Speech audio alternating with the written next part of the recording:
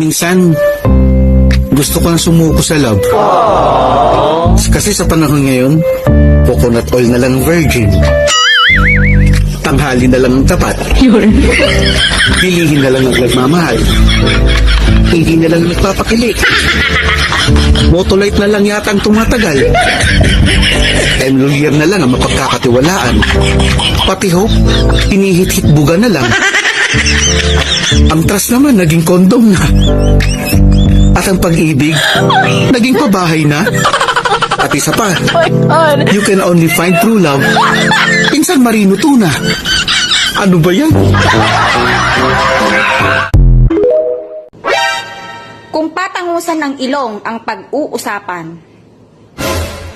wag na tayong mag-usap.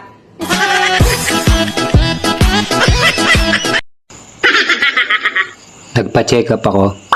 Nice! Sabi ni Doc, malala na daw ang sakit ko. Tinanong ko siya kung may pag-asa. Sabi niya, wala na.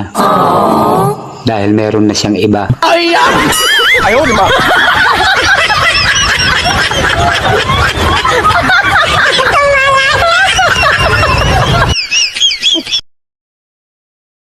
Akala ko naman sa pagre-reels, video-video lang, okay na. Paggalingan pala dito ng mga talent. Akalain mo, dati mahiyain ako at sobrang tahimik. Yung talent na tinatago ko, nailabas ko na.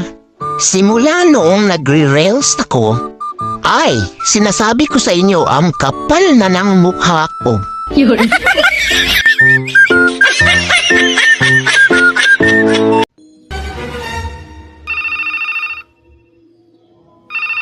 Hello, Mental Hospital, good morning. Hello? Mental hospital po ba to? Opo, mental po ito. Bakit po? Itatanong ko lang sana kung may pasyente pa ba kayo dyan sa room 123? Ay, wala na po. Nakatakas po kaninang umaga. Bakit yun po na ito, no? Oo, bakit kayo tumatawa? Wala ho. Sinigurado ko lang po kung talagang nakatakas na ako. Moriot? Gago! Dear Pera, ikaw naman ang maghanap sa amin. Dahil sobrang pagod na kaming hanapin ka.